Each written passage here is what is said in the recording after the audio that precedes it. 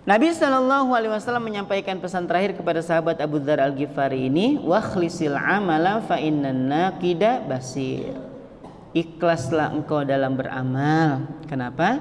Karena yang memberikan pahala, yang mencatat pahala itu adalah Dia zat yang maha teliti. Dia yang maha teliti. Tidak ada satu amal pun yang kita anggap kecil ini, yang kita anggap kecil itu nggak ada catatannya, nggak ada istilah kayak gitu. Sekecil apapun amalnya, ada nggak catatannya? Ada. Termasuk sedekah bapak-bapak sekalian nih, punya uang 200 rupiah di kantong nih. Nah, daripada bikin ribut kan di kantong, kita keluarin, kita masukin kotak infak. Kita, ya 200 rupiah, ada nggak catatannya? Ada. Ada. Nah, yang merugi itu adalah orang yang banyak kebaikannya, tapi masalahnya dia nggak ikhlas. Nggak ikhlas. Dan Nabi memerintahkan, menegaskan kepada yang pertama tadi, pesan Nabi yang pertama apa? Perbaharuilah niatanmu dalam beramal, karena jebakan untuk membuat amal itu hilang dan tenggelam itu terlalu dalam. Ditegaskan oleh Nabi SAW pada bagian terakhir ini, ikhlaslah dalam beramal, karena yang mencatat itu Dia yang maha teliti. Sebesar apapun amal kebaikan kita, tapi kalau bermasalah pada niat, itu muaranya niat, Pak. Kecil dan besarnya pahala yang akan kita dapatkan itu muaranya apa? Niat kita baik, sekecil apapun amalnya itu bisa berlipat. Bahkan Nabi SAW bersabda, la tahkiranna minal ma'rufi syai'ah. Jangan meremehkan kebaikan barang sedikit yang kalian anggap itu kecil aja, jangan. Kenapa?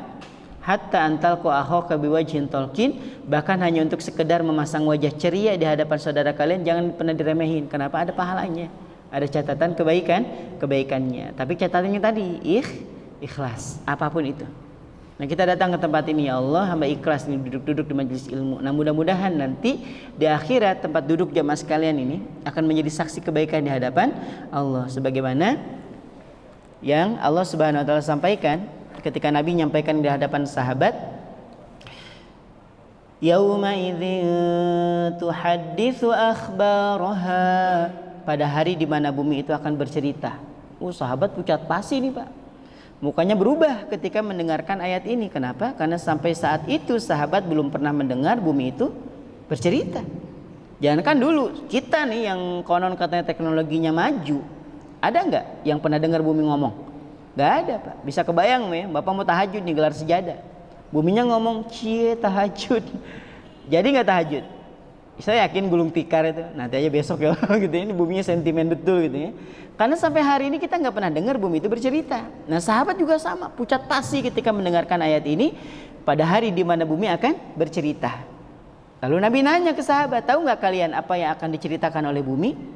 Sahabat menjawab, Allah wa rasuluhu a'lam, hanya Allah dan Rasulnya yang tahu. Maka Nabi menyampaikan, bumi yang kalian pijak di atasnya itu nanti dia akan bercerita tentang kebaikan-kebaikan yang kalian lakukan di atasnya.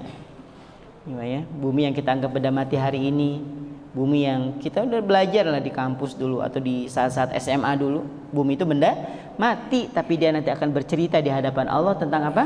Tentang kebaikan yang kita lakukan di atasnya. Nah, mudah-mudahan tempat duduk jamaah sekalian nih, ada yang sambil menunduk, selonjoran, ada yang bawa kasur, ngeri ya. Itu nanti ada catatannya, Pak. Tenang ya Bu ya, ada catatannya. Nanti bumi akan bercerita. Makanya kalau pas lagi taklim, tempatnya pindah-pindah. Ini istiqomah di situ aja ya. Pindah-pindah, Pak. Geser-geser dikit. Ya bukan berarti nggak boleh, ya boleh aja. Imam Ahmad juga melakukan itu. Imam Ahmad itu punya majlis, kalau beliau itu masuk nanti sholatnya pojok kanan. Nanti qobliyahnya geser sedikit gitu. Sama kayak kita kan. Kita masuk masjid nih, sholat tahiyat masjid ya, di belakang. Nanti habis itu qobliyah geser lagi, ya kan? Terus sholat berjamaah maju rebutan. Nanti setelah sholat jamaah nanti ada apa? Ba'diyah, geser lagi. Pertanyaannya, kenapa Bapak geser-geser?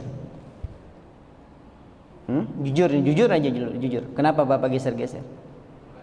Ya temannya geser ikut geser gitu ya. Pokoknya orang geser saya juga geser gitu ya. Nah buminya nanti akan jadi saksi. Kok Bapak tahu? Barusan dijelasin ya. Tapi memang seperti itu gambarannya memang.